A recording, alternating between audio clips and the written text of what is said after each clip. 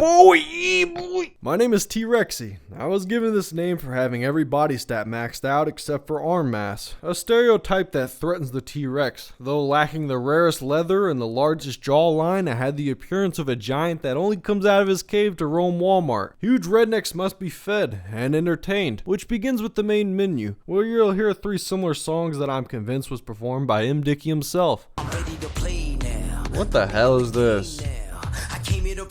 No!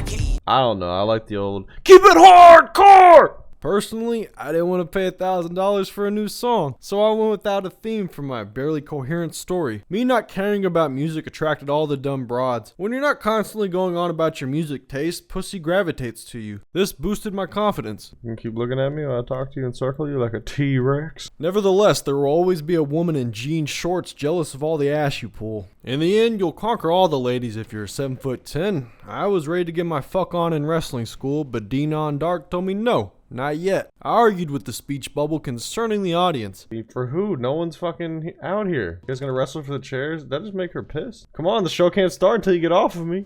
Just had a problem beating women. He's so big, he just gets angry.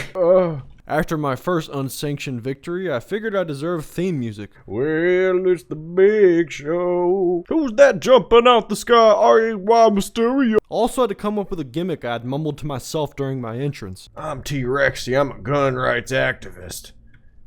Why do I have to babysit the new kid? My opponent gave me a hard time. I combated it with the mindset of a tough guy truck driver. I have a gun and I'm way bigger than you. You can't call me kid. Putting my hand inside your jaw. Tap out. Out in the streets, a hillbilly reeking of incest gave his unsolicited opinion on cousin fucking. Inbreeders should have their guns taken away by a nice lady who isn't a relative. With the gat in hand, she'll follow you to your hotel room and guard your bed. If you do get your pistol back, it can only be used as a melee weapon since bullets can't physically solve wrestling feuds. Yeah, it's a rental. Wait, I gotta pay $600 to have the gun? That caused me to start paying attention to the cost of living. It took $100 to walk back into the hotel. God damn it, this place is a scam. The hotel I was staying in was a prison cell that had the decency to try and look like a locker room. This on-the-road domicile had plenty of handheld accessories lying around. Oh shit, I could pick up the toilet. I was trying to pick up that hot dog on the floor next to the toilet, but I can walk to the bar directly from my... Hey! Oh man, he's got a toilet. He's crazy. Oh shit, the show's starting. The hotel part. I wasted another $100 walking in this fucking room. It took me a while to get with the program. Hey guys, sorry I'm late. Tag team partners at the Royal Rumble match. This isn't my match, is it? Man, this is boring, isn't it? I made enemies backstage for being the hot new guy that wants to be a part of every segment on the show.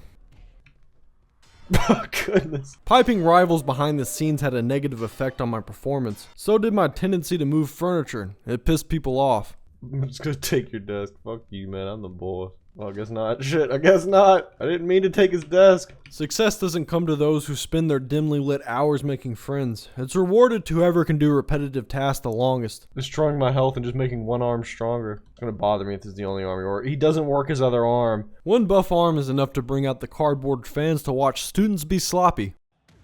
He just knocked his manager over. What a dick. Wait, no, I didn't mean to forfeit.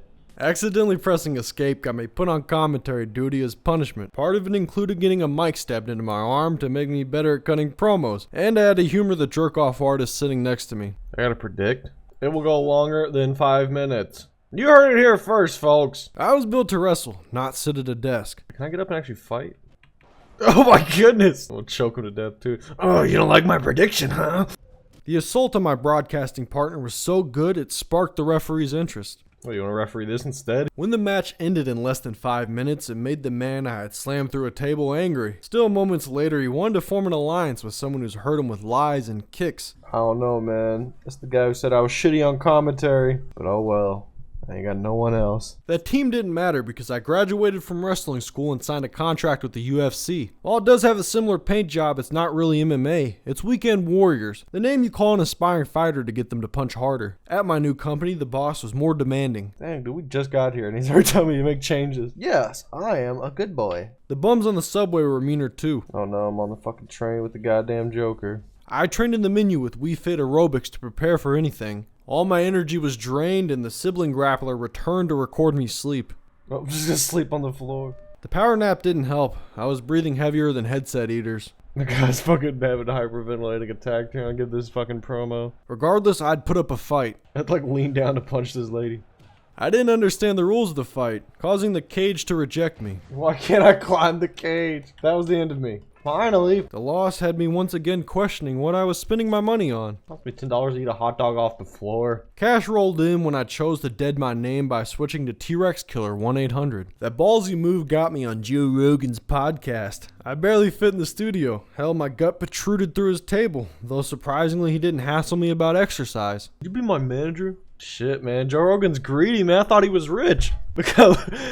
As my manager, he would need some modifications done. Here in the metaverse, you can make out with Joe Rogan while he simultaneously watches from the crowd. Up next on the card was round 2 against that cyborg who was allowed to fight as a woman. She had went all Joker because of her face. Sanity also pushed her to go topless and grow taller. Puberty continued to improve the Joker by gifting her sweaty feet.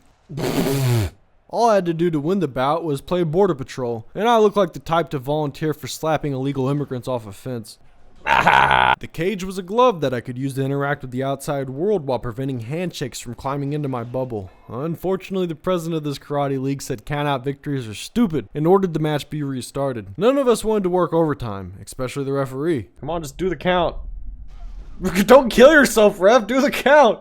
I got everyone home quickly by doing the same shit I just did. Afterwards, some hoe in the barbershop wanted to talk to me about numbers, but there were too many distractions. Shit all over that mirror. We got Matt Damon back there, just staring a hole in us. Inevitably, I left with a haircut because I'm a yes man that's too scared to say no to his boss or barber. I tried washing away my submissive shame in the public showers. It was in this bathroom I met the Undertaker, if he sat on his ass for as long as he walks. At least the sedentary dead man taught me how to start fires. Third-degree burns wouldn't help in the octagon. Outside of Japan, MMA rules usually mean a fair fight between two opponents of an equal weight class, as you can see from my tussle with little Umaga. The Samoan jockey was really a piece of Umaga's thigh meat that germinated in a test tube. I soon found out this match was actually taking place in the WWE universe, where you escape from cages to win and your enemies climb barricades to interfere. I'd go on to win by climbing and sliding my way out of there. Even with the pay-per-view bonus, I wasn't seeing profit because of the $215 I was paying Joe Rogan every week. Women saw me as an easy prospect for dropkicking. The men at the bar seemed to be thinking the same thing. I ran to my conveniently located hotel room to hide. I resurfaced in the boss's office. What the fuck? Why is there loud ass? Turn down your music, Dana White. Damn. Our roster also went through some changes. Human growth hormones had finally given Joe Rogan the results he wanted. I'll go get drunk at the bar then. Ain't nothing scheduled. Come on, big Joe Rogan. Oh, look at this my size now. Oh, look at this. Oh. I wound up back in the fire-starting bathroom fighting in Mortal Kombat. Quit looking at me! Oh, he's got the flaming picture. That shit burns. Get it off my face! Bruce Lee may have had a flaming picture to my head, but he admitted I was the stronger fighter. The painting had me pondering. That's the Ultimate Warrior. I thought that was Tupac for a second. Forgot to mention earlier that CEO Dana White morphed into Postal Gary Coleman to fulfill an obvious meme. Later on, someone broke into my temple. What the hell? What are you doing in here? It's my hotel room. You're not here Trojan 4s. Fucking broke into my place. Beat him with a skateboard. Sit on the toilet. I beat him to the toilet and he tells me to stop staring at him while he's on it. Break the toilet, man. No one can stare at us now. I don't need to. I proved I can whoop your ass with a skateboard. What happened? Oh no, the mental health! They spoke about this earlier! Violence caused my panic attack, but then went on to cure it. Maybe the gym would have answers. You need to look at your mental health. Oh, thanks, Cracker. I don't know how. Do I just work out? People say it's good for the mental health.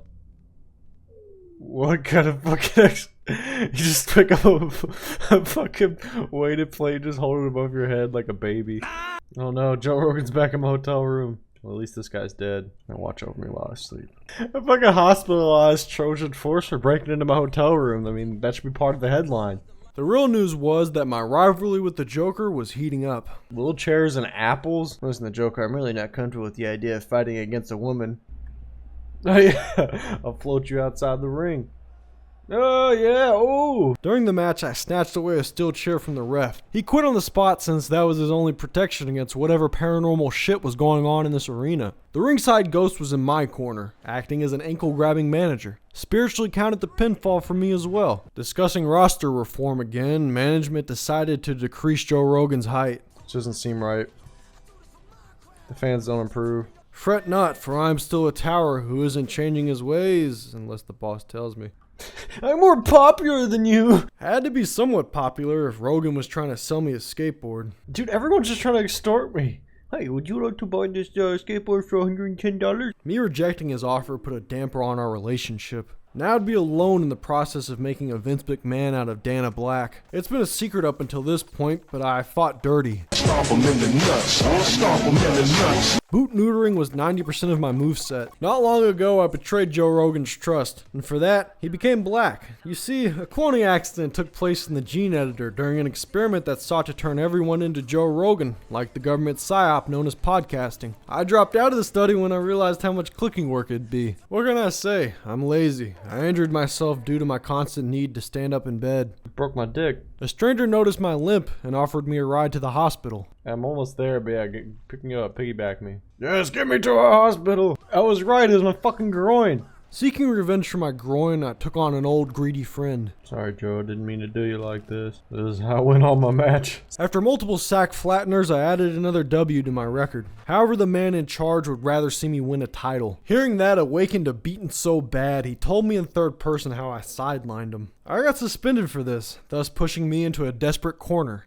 Taking your Nintendo 64. Sadly, I didn't own a TV to play games on. Instead, I'd have to stand there and hold my console into the night to conjure up schoolgirl demons. She was a retro game collector, so you know she doesn't mind buying that pre-owned shit. Upon my return, I wanted badly to take the belt wrapped around cock lesbian's waist. I'd go on to do so by choking the lesbian to death. Any movement you see out of her from now on is advanced rigor mortis. The instant I became heavyweight champion, I sold out for designer cripple gear. Can't go another moment without telling you about this crutch. I've become a human commercial, and the homies knew it. My career ended with a rematch for the title against the former champion. Oh, come on, fucking cock lesbian. Yo, was that Mick Diggy? Yo, it's Mick Dickey. It's my Dickey. Look, I'm just sitting at the bar. A hot dog and some beers. Yo, I'm your biggest fan. If I could just pick up a beer, I'll drink it with you. Yeah. Oh. Did I offend him or something? There you go, Matt. Hit that shit. Oh yeah, I'm drinking with Mick Dickey. Whoa. Fuck that shit. Punch him in the nut. I don't want to drink with you no more.